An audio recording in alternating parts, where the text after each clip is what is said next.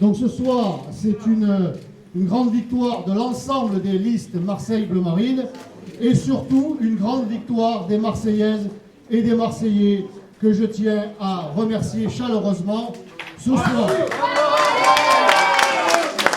Il va passer encore des choses d'ici dimanche prochain. Et peut-être que les Marseillais seront encore plus nombreux à se rendre compte que la seule alternative crédible à ce système UMPS qui a ruiné la ville, c'est le Front National et le Rassemblement Bleu Marine, les listes de Marseille Bleu Marine. Alors, quelle sera la couleur de la majorité dimanche prochain? Il faudra attendre le 30 mars à 23h pour le savoir. Mais je travaillerai, nous travaillerons, mes amis et moi-même, dans l'intérêt des Marseillais.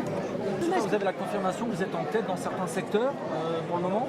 Et moi, j'ai entendu à cette heure, à l'heure à laquelle nous parlons, dans le 7e secteur, dans les 13e et 14e arrondissements, qui encore ce soir, jusqu'à dimanche prochain, est détenu par la gauche.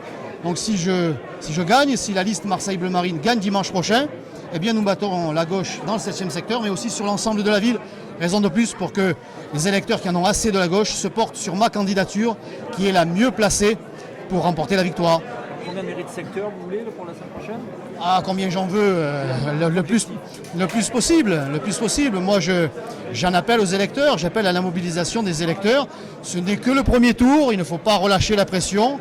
Il faut se mobiliser dimanche prochain pour transformer l'essai. Je crois que la vague est là et elle va s'amplifier entre aujourd'hui et dimanche prochain. Mais vous avez dit attendre un coup de fil de Bruno Gilles, vous l'attendez toujours?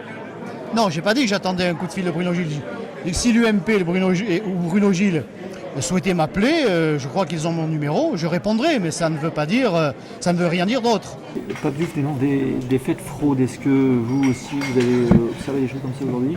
Bienvenue à Marseille, monsieur Diouf. Bienvenue dans le monde politique marseillais. Voilà, il n'a pas mis longtemps à comprendre qu'ici, c'était peut-être pas comme ailleurs.